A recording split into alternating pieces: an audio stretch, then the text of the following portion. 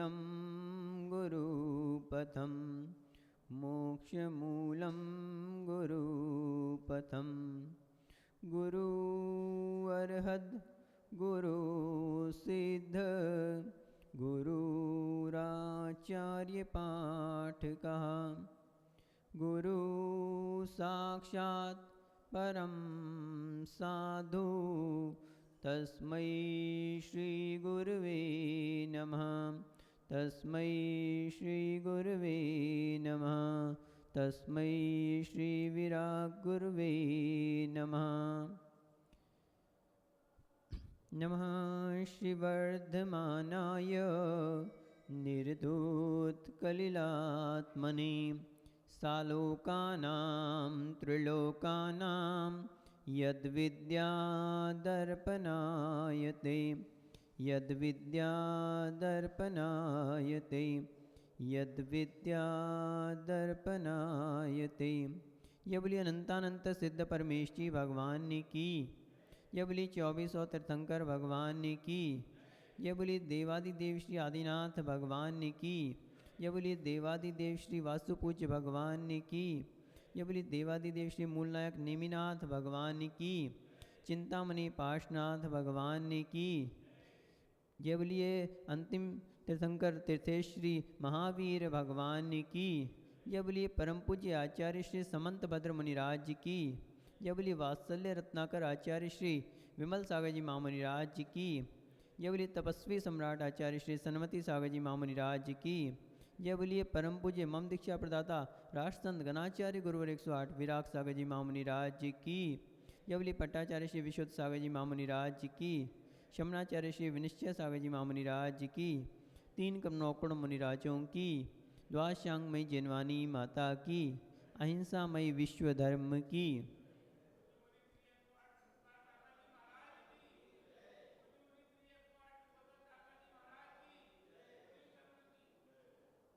बंधुओं, जो आप सभी को पता है कि रत्नकंठ श्रावकाचार्य की वाचना चल रही है और इसमें प्रतिदिन आचार्य श्री एक एक श्लोक को लेकर उसका व्याख्यान कर रहे हैं और जिसमें धर्म का स्वरूप बतलाने के उपरांत आचार्य श्री सम्यक दर्शन के 8 अंगों का वर्णन कर रहे हैं। तो पुराना विषय रजत आपने कुछ तैयार किया है क्या? थोड़ा सा प्रयास करो आज। पिछले श्लोक का अर्थ क्या बोले? उपगुहन का। हाँ सुनाओ उपगुहन का, थोड़ा सा और जोर से बोलो।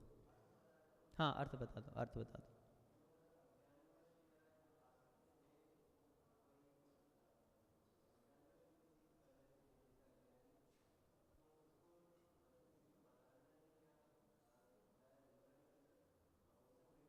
हाँ बहुत अच्छा प्रयास किया इन्होंने कि अज्ञानतावश 2 चीज़ें कही उन्होंने। बालासक्त, बाल और असक्त। बाल यानी अज्ञानी और असक्त यानी असमर्थतावश। किसी की ज्ञान तो है उसे कि मैं गलत कर रहा हूँ, लेकिन अब उसकी शक्ति ही नहीं है। किसी को प्यास लग रही है और वो बहुत प्रयास कर रहा है, नियम नहीं तोड़ना चाहता, लेकिन बिल्कुल ही अब उसके लिए स्थिति ऐसी होगी कि प्राण कंठ तक आ गए, तो वो असक्त असमर्थ है अब वो। तो इस स्थिति में आकर यदि किसी से कोई ऐसी गलती हो जाती है तो उसको वहीं ढांक देना, हजारों लाखों लोगों तक नहीं पहुंचाना, अब उसको उस बात को वहीं ढांक देना ताकि धर्म की कहीं भी हंसी ना हो। तो ये क्या कहा? उपगुहन नाम का अंग कहा गया है। और कौन सुनाएगा? अपने कोमल चंद जी।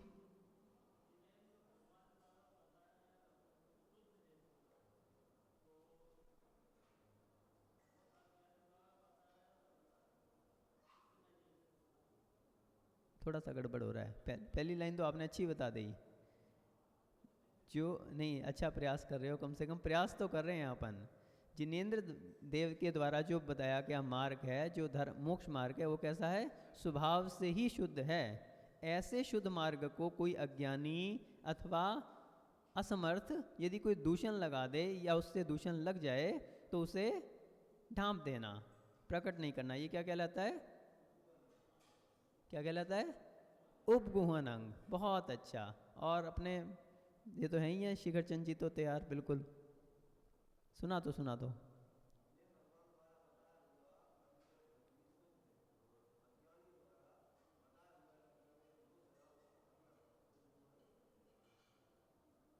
अज्ञानी द्वारा बताया गया नहीं, नहीं नहीं नहीं नहीं, अज्ञानी या असमर्थ के द्वारा यदि उस शुद्ध मार्ग में कोई दूषण लगाया जाए तो उसे ढांप देना, उपगुहन अंग कहलाता है। बहुत बढ़िया, सब लोग अपनी अपनी तैयारी रखें। अब देख लेना सबका एक एक करके नंबर लगने वाला है, ठीक है। तो आगे अपन अगला श्लोक 16 नंबर का श्लोक आज चलेगा, जिसमें आचार्य श्री समंतभद्र महाराज स्थितिकरण अंग बता रहे हैं। छठा अंग, कौन सा अंग? छठे नंबर का, कौन सा? स्थितिकरण। स्थितिकरण नाम का 16 नंबर का श्लोक के द्वारा आचार्य श्री उसका लक्षण बता रहे हैं। सब लोग हाथ जोड़ लेंगे। दर्शनाचरणाद्वापि,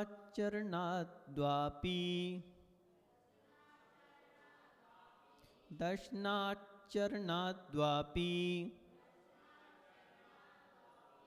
चलतां धर्मवत्सलै, चलतां धर्मवत्सलै प्रत्यस्थापनं प्राज्ञै, प्रत्यवस्थापनं प्राज्ञै स्थितीकरणमुच्यते, स्थितीकरणमुच्यते। दर्शनाचरणाद्वापि चलतां धर्मवत्सलै प्रत्यवस्थापनं प्राज्ञै स्थितीकरणमुच्यते।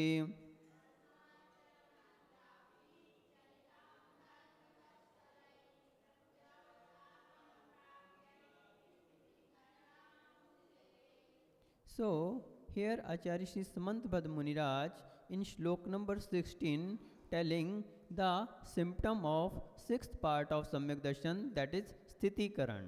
So here he is telling that the person who is diverting from chalatam, that means that is diverting from what?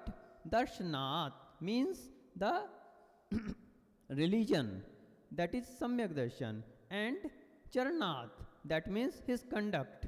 So who is diverting from his religion or from his conduct, then rediverting him to the same by the person, by dharmvatsalai means the affection in the religion. The person who is having the affection in the religion, he diverts him into the same, that is called pratyustapana means rediversion. That part, that task is called by knowledgeable persons, that is pragyai, is called sthitikaran, that is sixth part of the Samyak Darshan, Sthitikaran ang. So here Acharya Shri is telling that the person who is diverting from the religion or from the conduct, rediverting him to the same by a person having affection in the religion, is called the sixth part of Samyak Darshan, that is Sthitikaran ang. यहाँ पर आचार्य समंतभद्र महाराज ये बतला रहे हैं कि सम्यक दर्शन का जो छठा अंग है, कल हमने पढ़ा था उपगुहन के विषय में, तो उपगुहन और स्थितिकरण ये दोनों कैसे हैं? आपस में कोरिलेटेड हैं, आपस में मिले जुले हैं। जहाँ पांचवा अंग उपगुहन बताया कि यदि कोई व्यक्ति कोई गलती करता है तो उसे क्या करना चाहिए? उस समय ढांप देना चाहिए। हजारों लाखों लोगों के सामने प्रकट नहीं किया था, कल हमने देखा था इस विषय में कि उपगुहन होना चाहिए, लेकिन उपगुहन के साथ साथ क्या होना चाहिए?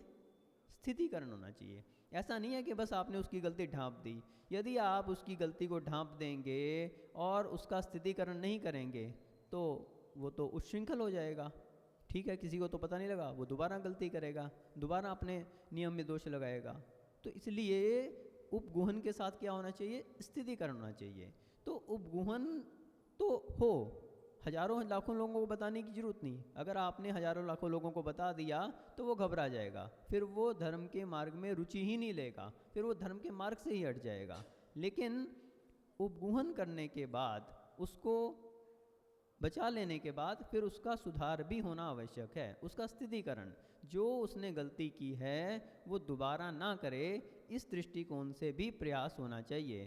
तो यहाँ पे दो बातें आचार्य श्री कह रहे हैं। एक तो दर्शनाथ, पंचमी का प्रयोग है यहाँ पे, दर्शनाथ यानी कि दर्शन से, यानी सम्यक दर्शन से, अपनी श्रद्धा से। यदि कोई श्रद्धा से चलायमान हो रहा है तो उसको स्थितिकरण करना चाहिए, वापिस उसकी श्रद्धा में दृढ़ करने का प्रयास किया जाना चाहिए। और फिर कहा वा अथवा चरणार्थ यानी कि सम्यक दर्शन के साथ साथ चारित्र से, कोई चारित्र से अगर कहीं डिग रहा है तो उसका भी क्या होना चाहिए, स्थितिकरण होना चाहिए।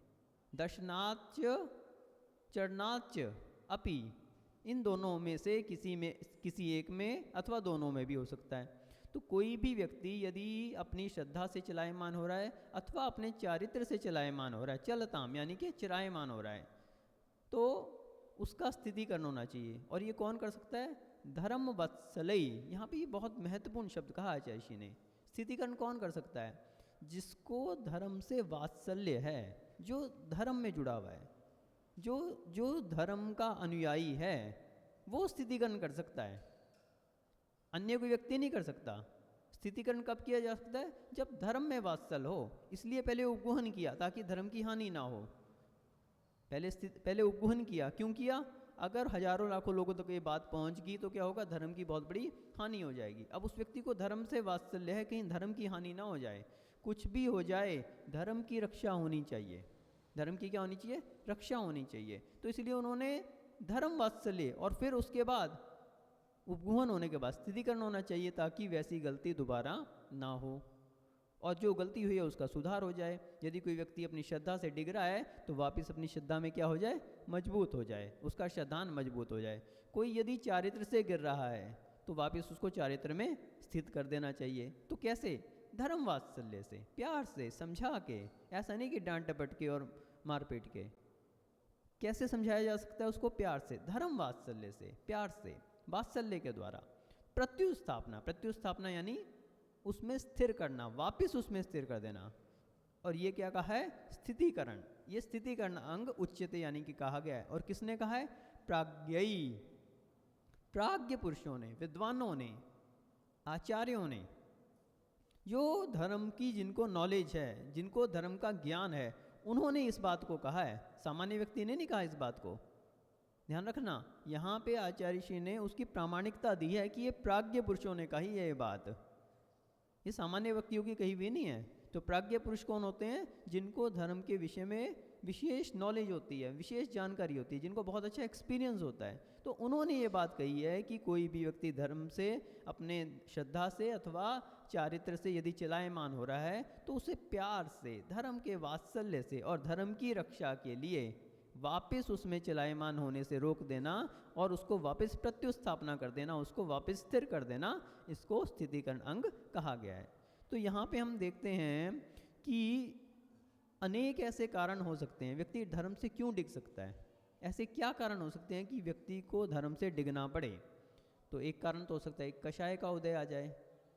हम सभी क्या हैं, छद्मस्त हैं, छद्मस्त हैं, तो कषाय का उदय कभी भी आ सकता है। किसी के लिए अनंतानुबंधी का उदय आ सकता है, किसी के लिए अप्रत्यख्यान का उदय आ सकता है, किसी के लिए प्रत्यख्यान का, और किसी के लिए संज्वलन का। मुनिराज भी होते हैं तो उनको भी संज्वलन कषाय रहती है, कभी भी उदय आ सकता है। तो संज्वलन कषाय के उदय में अथवा किसी भी कषाय के उदय में क्रोध, मान, माया, लोभ, इनके उदय में क्या हो सकता है, चलायमान हो सकती है स्थिति। मन पे काबू नहीं रहता, और मन पे जब काबू नहीं रहता तो यद्वा तद्वा प्रवृत्ति हो सकती है। श्रद्धा से भी डिग सकता है। कोई व्यक्ति भगवान पे बहुत भरोसा करता है, उसकी बहुत अटूट श्रद्धा है गुरुओं के प्रति, लेकिन कोई ऐसी स्थिति खड़ी हो गई कि उसका बहुत बड़ा नुकसान हो गया, उसके लिए कोई एक्सीडेंट हो गया, कोई भी ऐसी स्थिति खड़ी हो गई, तो उसे लगेगा क्या फ़ायदा है धर्म करने का, क्या मिला मेरे को ये धर्म करने से। तो ऐसे में उसको अच्छी बातों के द्वारा, अच्छी अपने उपदेश के द्वारा उसको वापस स्थिर किया जा सकता है कि भैया ये जो स्थिति आपके सामने आई है, ये क्या है, ये आप ही के पूर्व कर्म का उदय है। क्या है, आपके पूर्व कर्म का उदय है, इसमें धर्म का दोष नहीं है, ये आपके पूर्व कर्मों का उदय है जिस कारण ये स्थिति आपके सामने खड़ी हुई है। इसमें धर्म को दोष नहीं दो। आज अगर आपकी स्थिति खराब है तो पहले आपने कोई गलत कार्य किया था, उसके कारण ऐसा है। दीपचंद जी ध्यान रखना इस बात को कि अगर आपके लिए आज अनुकूलता नहीं मिल रही है, गुलाबचंद जी, अगर कोई आपको लगता है कि पहले तो हमारी स्थिति बहुत अच्छी थी और आज तो कुछ भी नहीं बची, हमारे व्यापार में इतना लॉस हो गया, तो ये क्या है, ये पूर्व कर्म का उदय आज आ रहा है। लेकिन आज अगर हम समता भाव रखते हैं, आज हम धर्म में अपना विश्वास बनाए रखते हैं, अपने चारित्र को स्थिर रखते हैं और अपने धर्म कर्म में लगे रहते हैं, अपनी भगवान की पूजन है, मुनियों की सेवा है, आहार दान है, जो भी हमारे षट आवश्यक कर्तव्य हैं उनका हम अच्छी तरह से निर्वाह करते हैं। और तो क्या, और भी जो रूटीन में करते थे उससे भी बढ़ के अगर करते हैं तो क्या होगा, वो जो पाप कर्म है हमारा वो धीरे धीरे क्या हो जाएगा, कम हो जाएगा।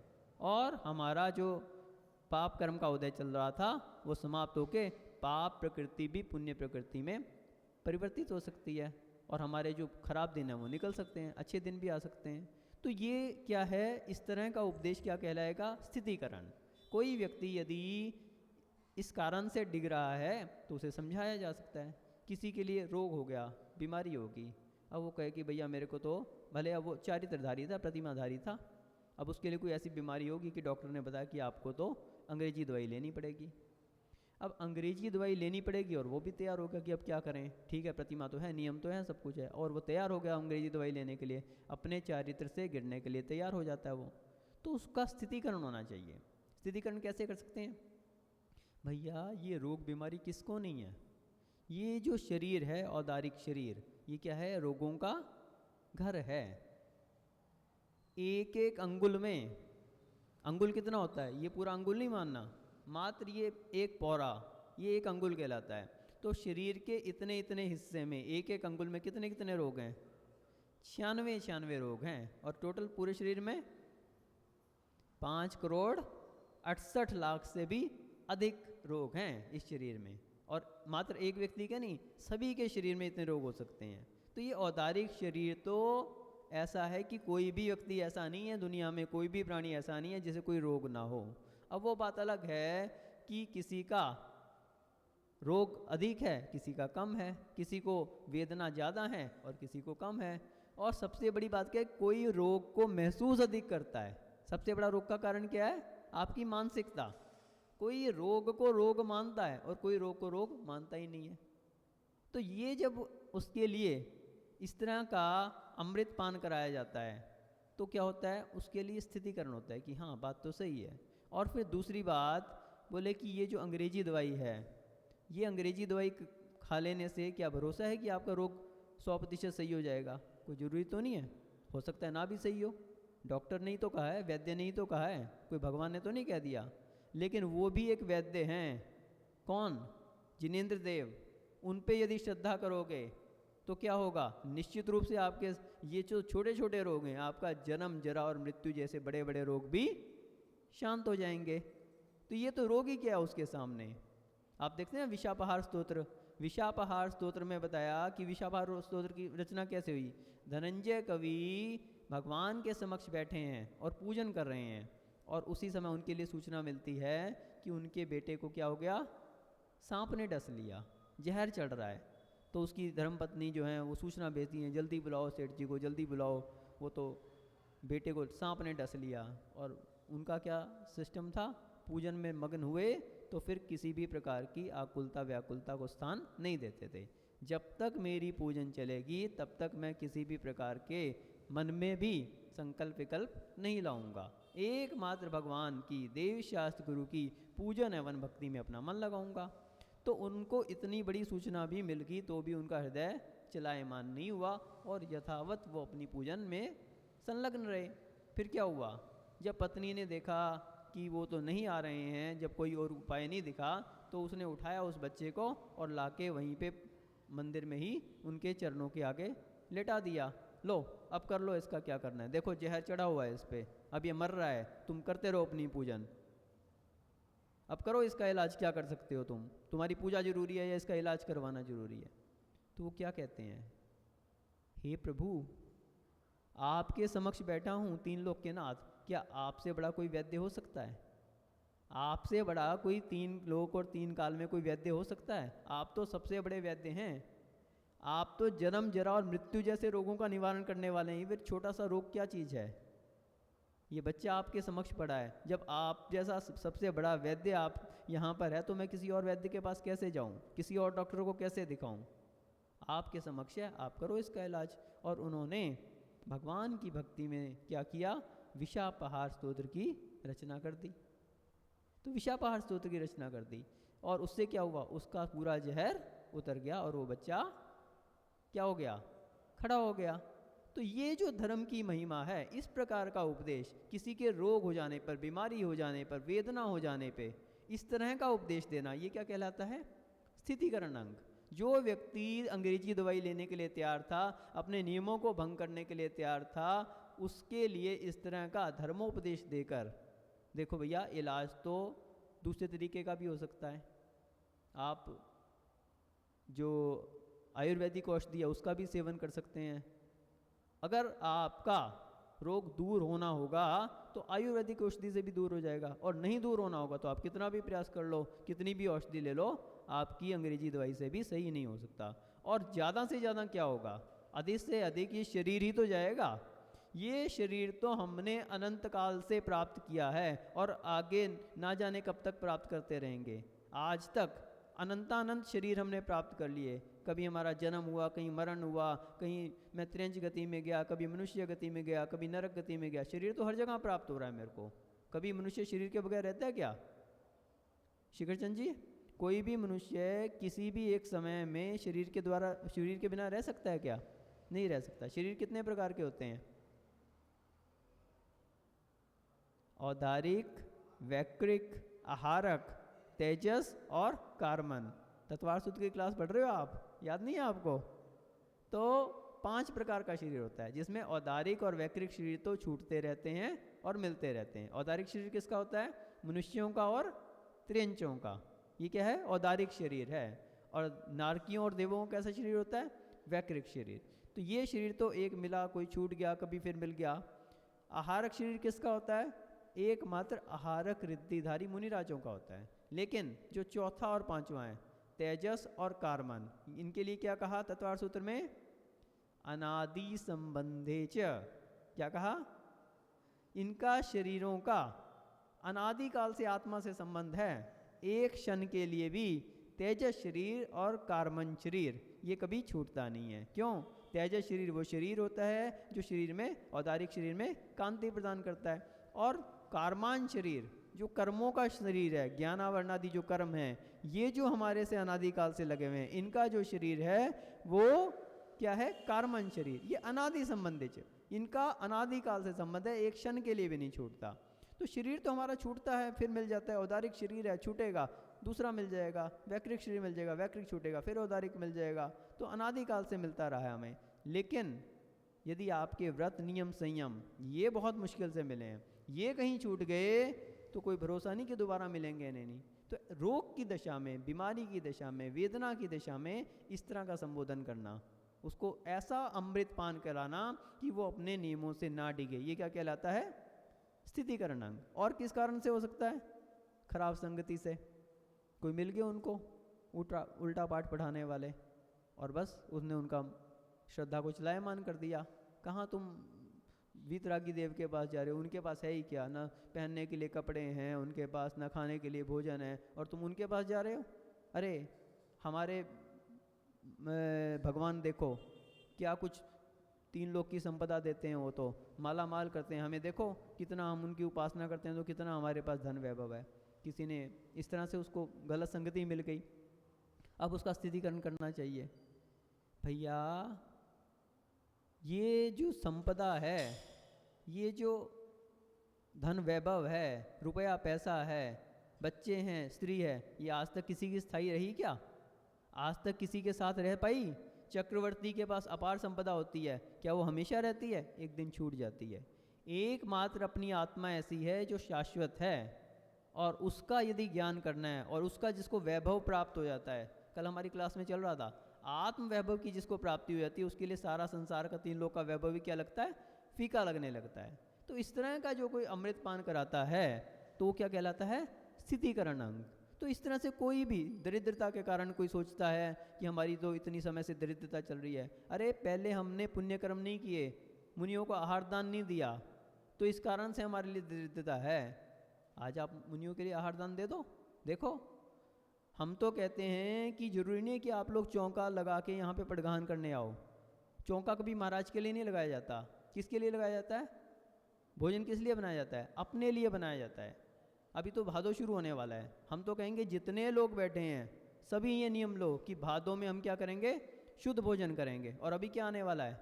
वात्सल्य पर्व, वात्सल्य पर्व आने वाला है, जिस दिन 700 मुनिराजों की रक्षा हुई थी, और जब उनके ऊपर उपसर्ग आया था, जितने 3000 शावक थे, वहाँ पे उल्लेख है 3000 शावक थे, तो अब 700 मुनिराज और 3000 शावक सभी ने प्रतिज्ञा कर ली थी कि जब तक हम अपने हाथ से मुनिराज का आहार नहीं करवाएंगे तब तक पानी की बूंद भी नहीं लेंगे। सभी शावकों ने ऐसी प्रतिज्ञा कर ली थी।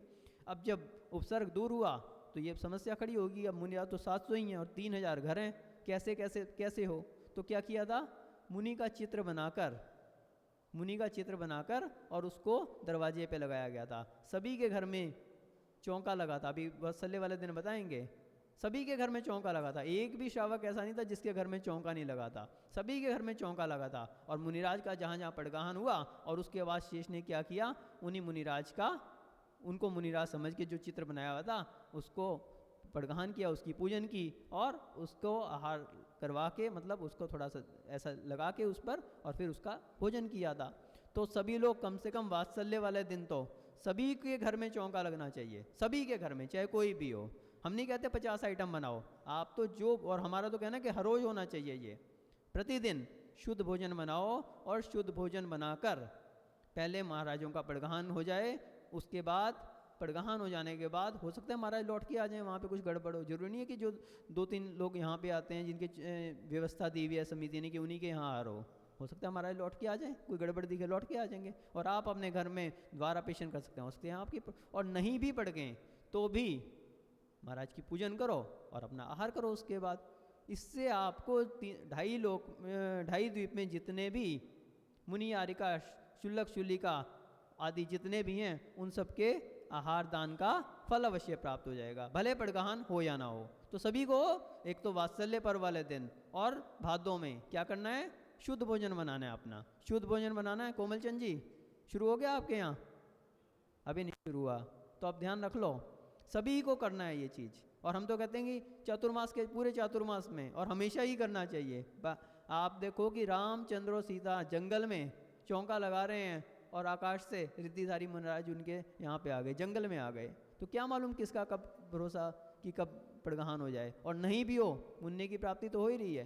तो ये जो दरिद्रता है, ये दरिद्रता किस कारण से है, हमने कभी आहार दान नहीं दिया, इस कारण से दरिद्रता है हमारे यहाँ। नहीं तो आप देखो आचार्य संबंधपद महाराज आगे बताएंगे इसमें, शीतिगत मिवट बीजम पादगतम दानम मल्पमपि कालम, क्या कहा, अल्पमपि कालम, लंबे समय की बात नहीं कर रहे आचार्य श्री, कि आपको अगर आपने मुनियों को आहार दान दिया है तो जैसे बरगद का बीज बो दिया और इतना बड़ा पेड़ लग जाता है, वैसे ही आपने मुनियों के आहार कर में एक ग्रास दे दिया तो क्या होगा, अल्पमपि कालम, शीघ्र ही आपकी सारी दरिद्रताएं दूर हो जाएंगी।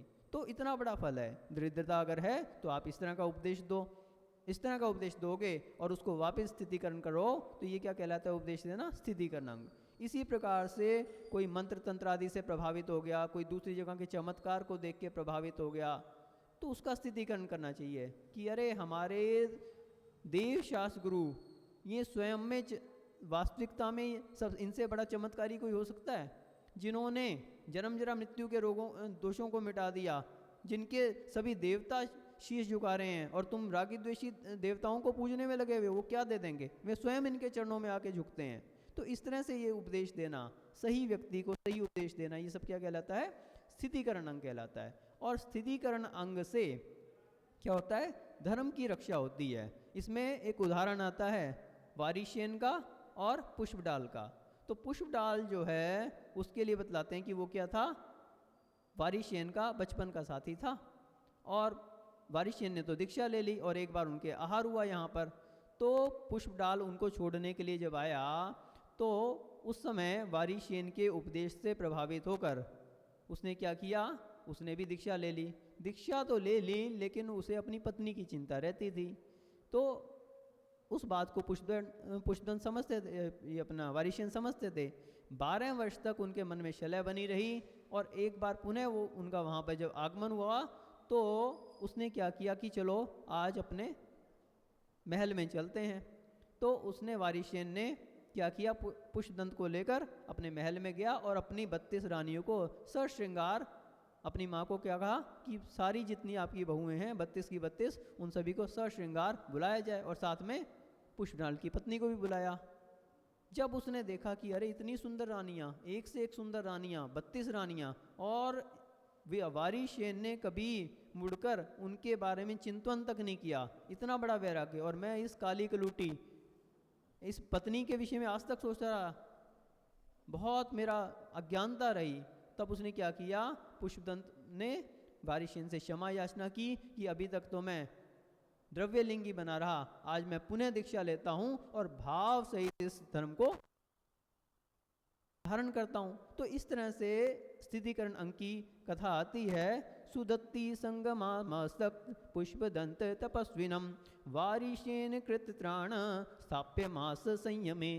तो पुष्पदंत जो कि अपनी सुदत्ती नाम की पत्नी में आसक्त था, उसको वारिशेन कृत प्राणम, उसकी वारिशेन ने रक्षा की और उसके संयम को पुनः स्थापित किया। इस प्रकार से इसकी कथा जो है कौन से अंक की, स्थितिकरण अंक की जो है कहानी शास्त्रों में मिलती है। तो ये स्थितिकरण अंग कैसा है, जो कि उपगुहन के साथ अवश्य होना चाहिए। हम भी कोई ऐसा व्यक्ति देखते हैं जो धर्म से अथवा अपने व्रतों से यदि डिग रहा है, तो निश्चित रूप से हमारा ये कर्तव्य है कि हमें उसे वापस उसमें, ये हमारा कर्तव्य है, क्योंकि यदि हमने उसको स्थापित नहीं किया तो हमारी स्वयं का सम्यक्त्व क्या हो जाएगा, हम स्वयं के सम्यक्त्व में दोष लगाएंगे।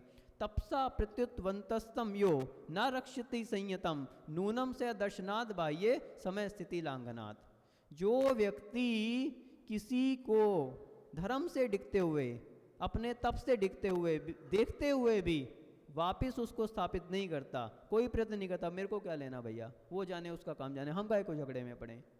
निश्चित रूप से नूनम, क्या शब्द है, नूनम, निश्चय से, ऐसा कोई डाउट नहीं समझना कि वो धर्म से बाहर है या नहीं, निश्चय से दर्शनाद बाह्य, क्या कहा, दर्शन से बाह्य है, वो सम्यक दर्शन से रहित है वो व्यक्ति। अगर देख रहे हो आप कोई व्यक्ति डिग रहा और आप कोई प्रयास नहीं कर रहे हो, निश्चित रूप से आप क्या है, सम्यक्त्व से बाह्य है, समय स्थिति लांगनाद, क्योंकि आप क्या कर रहे हो, कोई व्यक्ति धर्म से डिग रहा है और उसको वापस स्थितिकरण नहीं कर रहे हो, तो नियम से आप अपने आगम की मर्यादा को उल्लंघन कर रहे हैं, इस कारण आप सम्यक्त्व से रहित हैं निश्चित रूप से। इसलिए हमारा कर्तव्य है हम अपने सम्यक्त्व में दूषण ना लगे। कभी भी हमारे सामने कोई ऐसी स्थिति आती है, कोई भी व्यक्ति यदि धर्म से डिग रहा है तो अथवा अपने व्रतों से चलायमान हो रहा है, तो जैसे भी बने, कोई दरिद्र है तो उसको रुपया पैसा देके, कोई मिथ्यात्व से प्रभावित है उसको सम्यक उपदेश देके, और भी कोई रोग आदि से त्रासित है तो उसे औषधि आदि देकर जैसे बने उसे वापस उसके धर्म में स्थापित करना, ये सम्यक्त्व का छठा अंक स्थितिकरण कहलाता है। आप सभी अपने जीवन में स्थितिकरण अंग को धारण करें और अपने सम्यक्त्व को मजबूत बनाएं और अपने धर्म में आगे बढ़ते हुए एक दिन मोक्ष सुख को प्राप्त करें। इसी भावना से जय बोलिए परम पूज्य आचार्य श्री 108 विराग सागर जी महामुनि राज जी की।